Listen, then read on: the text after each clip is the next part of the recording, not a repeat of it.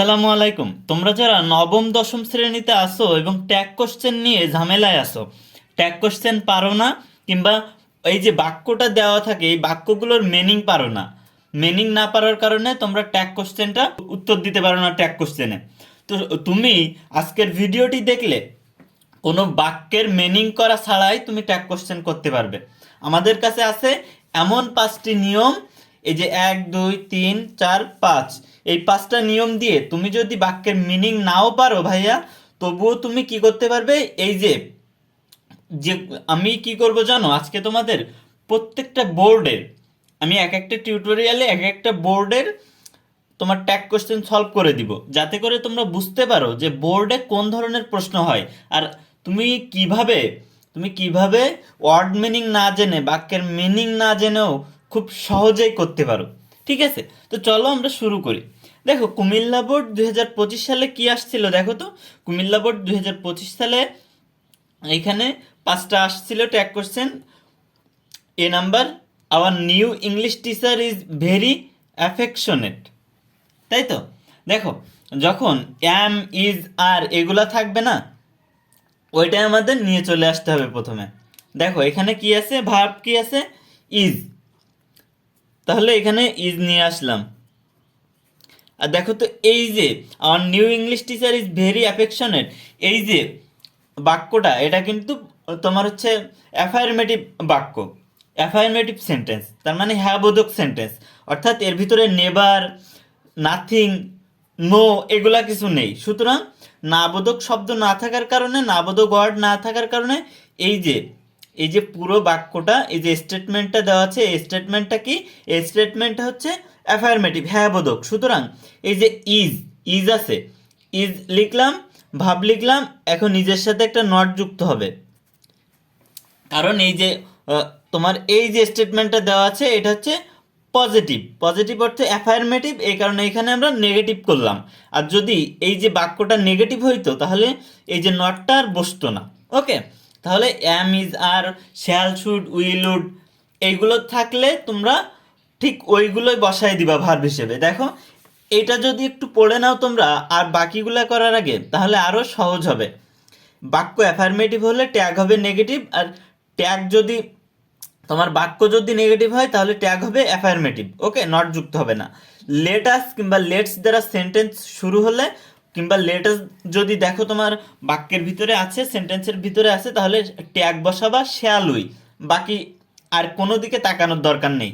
3 নম্বর হচ্ছে কোনো বাক্যের সাবজেক্ট হিসেবে নোবডি, এভরিবডি, সামবডি, এভরিওয়ান, নান, নো ওয়ান থাকলে প্রোনাউন হিসেবে দে বসে এবং দে অনুযায়ী ভার্ব বসে। ওকে, এরপর 4 নম্বরটা হচ্ছে সেন্টেন্সে nobody, none, no one, nothing, never, hardly, scarcely, seldom, few, little এই ওয়ার্ডগুলো থাকলে বাক্যটি নেগেটিভ। অর্থাৎ যে বাক্যগুলোর ভিতরে দেখবা এই যে ওয়ার্ডগুলো আছে, নোবডি, নান, এই যে বাক্যগুলো আছে, এই বাক্যগুলো থাকলে ট্যাগে নট বসাইতে হবে না। এইটাই এইটাই বলছে। ঠিক আছে, এরপর 5 নম্বরটা হচ্ছে টেন্স অনুযায়ী সাহায্যকারী ভার্ব ডু, ডিড, ডাজ বসে এবং এবং মডাল ভার্ব হ্যাভ, হ্যাজ, এরপরে তোমার আরও আছে will, would, shall, should, may, might, can, could. এই যে মডাল ভার্বগুলো থাকলে ওই মডাল ভার্বটি ভার্ব হিসেবে বসে যায়, ট্যাগের ভার্ব হিসেবে সেটাই বসে যায়। ওকে, এবং এই যে ওয়ার্ডগুলো থাকলে, নেভার, নান, এই ওয়ার্ডগুলো থাকলে তোমার ট্যাগ যেখানে করবা সেখানে নট যুক্ত করতে হয় না। এখন আমরা চলে আসি বাকি 4টা। তাহলে অ্যাম ইজ আর থাকলে কি বসবে, যা আছে ওই বসাই দিবা। বসাই দেওয়ার পরে দেখো কি লিখছে, আওয়ার ইংলিশ টিচার। তো তোমার ইংলিশ টিচার কি হইতে পারে, তোমার ইংলিশ টিচার একজন পুরুষও হইতে পারে, মহিলাও হইতে পারে। তাহলে এখানে ইজেন্ট, যেহেতু টিচার দিছে তাহলে ইজেন্ট হি, টিচার হি দিতে পারো অথবা শিও দিতে পারো। ওকে, আর ইংলিশ টিচারের এই যে সাবজেক্টটা আমাদের ইংরেজি শিক্ষক, এর প্রোনাউন কি হি, সে, ইজেন্ট হি। ওকে, হয়ে গেল প্রথমটা। এরপরেরটাতে আসি, শি হ্যাজ জয়েন্ট রিসেন্টলি, সে সম্প্রতি জয়েন করেছে। তাহলে এখানে দেখো আমি কি বলছি, হ্যাভ, হ্যাজ, উইল, উড এগুলো থাকলে যা আছে ওইটাই নিয়ে আসবে প্রথমে। তাহলে এখানে আছে হ্যাজ, হ্যাজ। এখন দেখো তো, এই যে বাক্যটার ভিতরে এই যে নো বডি, নান, এই নো ওয়ান, স্কার্সলি, এই যে ওয়ার্ডগুলো আছে নাই।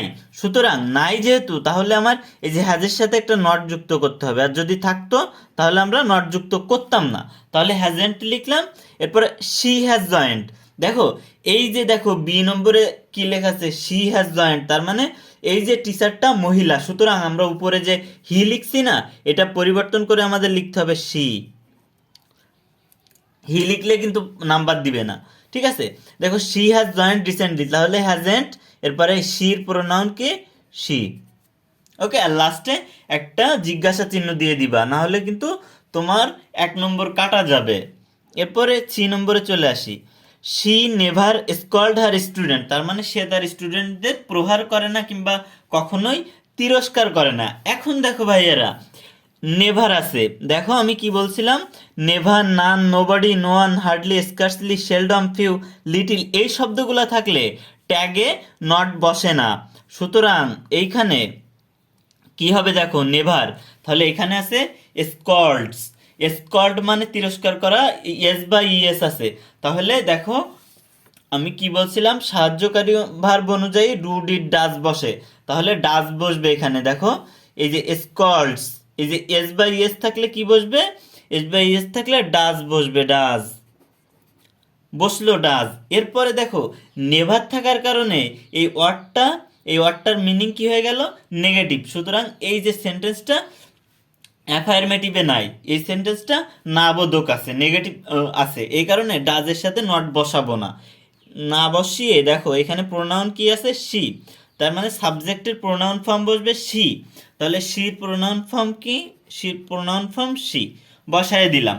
দেখো জাস্ট এই 5টা যদি তুমি নিয়ম খুব সুন্দরভাবে মুখস্থ করতে পারো, 5টা নিয়ম যদি বুঝে বুঝে করতে পারো, তাহলে ট্যাগ কোশ্চেন তোমার কাছে একেবারে পানি পানি হয়ে যাবে। এরপরেরটাতে আসি আমরা, us of our student loves her. দেখো আস অফ আর স্টুডেন্ট, তার মানে কি, তাদের প্রত্যেক ছাত্ররাই লাভস হার, তাকে কি করে, লাভস হার, দেখো তাকে সম্মান করে। দেখো এরপরে সম্মান করে কিংবা ভালোবাসে, যেটাই তুমি বলো না কেন, আস অফ আর স্টুডেন্টস, তার মানে প্রত্যেক তার মানে বলছে যে সব স্টুডেন্টই তাকে ভালোবাসে আর কি, এরকম বলছে। তাহলে এখানে দেখো লাভস, এই দেখো আবার এস বাই এস যুক্ত আছে, তাহলে ডাজ, ডাজ আনলাম এস বাই এস যুক্ত থাকার কারণে ভার্বের সাথে। এখন ডাজ যুক্ত করলাম, ভালো কথা। এরপরে কি বসবে, নট, যেহেতু এই যে সেন্টেন্সটা অ্যাফার্মেটিভ সেহেতু এখানে নট বসবে, নট, ডাজ নট, ঠিক আছে। আস অফ আর স্টুডেন্টস, তাহলে ডাজ নট আর আস অফ আর স্টুডেন্টসের জন্য কি বসতে পারে, তোমরা বলো তো। আস অফ আর স্টুডেন্ট মানে সব স্টুডেন্টই তাকে সম্মান করে, তাহলে ডাজেন্ট আস অফ আর স্টুডেন্টসের তুমি যদি করো, যদি তুমি প্রোনাউন ফর্ম বসাও, তাহলে কি বসবে এখানে, আস অফ আর স্টুডেন্টস, প্রত্যেক মানে সব স্টুডেন্টসরাই তাকে সম্মান করে, তাহলে ডাজেন্ট আস অফ আর স্টুডেন্টসের হবে কি, আস অফ আর স্টুডেন্টসের প্রোনাউন হবে ডাজেন্ট দে। ওকে, এরপরেরটাতে আসি আমরা, নম্বরে, none of our student dislike her. তাহলে নান, এভরিবডি, আমি আগেই কিন্তু বলে নিয়েছি ভাইয়ারা, এখানে দেখো এই যে নো বডি, নান, এখানে দেখো বলে দিছি নো বডি, এভরিবডি, এরপর সামবডি, এভরিওয়ান, নান, নো ওয়ান থাকলে প্রোনাউন হিসেবে দে বসে। দেখো তো এখানে কি আছে, নান আছে, তাহলে নান থাকার কারণে কিন্তু এখানে প্রোনাউন কি বসবে, দে। এখন দিয়ে তো প্রোনাউন হিসেবে বসলো, তাহলে আমরা ভার্ব কি বসাবো, none of our students dislike her, মানে কোনো স্টুডেন্টই তাকে, অর্থাৎ কোনো স্টুডেন্ট কেউই তাকে কি করে না, তাকে ঘৃণা করে না, অপছন্দ করে না, তাহলে দিয়ে বসাইলাম। তাহলে নান অফ আর স্টুডেন্টস এই পর্যন্ত আমার সাবজেক্ট, তাহলে ডিসলাইক আছে, দেখো ডিসলাইক, এটা হচ্ছে কি ভাব, তাহলে ডিসলাইক, তাহলে এখানে কি হবে, ডু, দে, কারণ এই যে ডিসলাইক এই যে ভাবটা আছে, এটা হচ্ছে কিসে আছে, এটা হচ্ছে প্রেজেন্ট ফর্মে আছে, এই কারণে ভার্ব বসাইলাম ডু। এখানে আমি আগেই বলে দিয়েছি, কিন্তু দেখো টেন্স অনুযায়ী সাহায্যকারী ভার্ব ডু, ডিড, ডাজ বসে। সুতরাং দেখো যদি এই যে ভার্বের প্রথম ফর্ম থাকে কিংবা ফার্স্ট ফর্ম থাকে তাহলে কি বসবে, ডু বসবে। তাহলে ডু বসাইলাম। আর এই যে বাক্যটা দেখো নেগেটিভ আছে, নান আছে যেহেতু এই যে বাক্যটা নেগেটিভ, সুতরাং এই যে ডুর সাথে নট হবে না, এই কারণে এখানে দিয়ে বসবে আর সামনে বসবে ডু। তাহলে কি বসবে, ডু দে। ঠিক আছে, এর আগে দেখো একটা জিনিস তোমাদের ভালোভাবে শিখিয়ে দিই। আস হবার স্টুডেন্ট, এই যে ডাজেন্ট দিয়ে বসাইলাম না, এটা কিন্তু আমাদের লিখলেই কেটে দিবে, কারণ এই যে দে বসাইছি আমি এখানে বলে দিয়েছিলাম তোমাদের, দেখো তো আমরা দে অনুযায়ী ভার্ব বসবে। এই যে দে থাকলে দে অনুযায়ী ভার্ব বসবে, তাহলে দের পরে আমরা কখনো ডাজেন্ট লিখি না, সুতরাং দে। আর এইখানে বসবে ডু নট, তাহলে এই যে এটাকে ডাজ নট হবে না, এই যে ইএসটা কেটে দিতে হবে, এটা কি লিখতে হবে, ডোন্ট দে। ঠিক আছে, আর নিচেরটা হবে ডু দে। আমি উপরেরটা দেখো তোমাদের বোঝানোর জন্য, এটা ভালো হয়েছে যে তোমাদের বোঝানোর জন্য এখানে ডাজেন্ট লিখেছিলাম। ওকে, দেখো পরে গিয়ে কিন্তু তোমাদের নিচেরটা বলার পর, নিচেরটা দেখানোর পর কিন্তু পরেরটা তোমরা খুব ভালোভাবে বুঝতে পারবে যে এই যে দিয়ে থাকার কারণে কিন্তু আমরা ডাজ বসাইতে পারবো না। দিয়ে থাকার কারণে আমাদের আগে বসাইতে হবে কি, ডু। এটা কিন্তু প্রত্যেকটা, তুমি তোমার 2026 সালের পরীক্ষার্থী যদি তুমি হয়ে থাকো তাহলে প্রত্যেকটা বোর্ডে কিন্তু এই যে নিয়মটা ডু দে, এই নিয়মটা থেকে তোমার ট্যাগ কোশ্চেন আসার সম্ভাবনা 100%।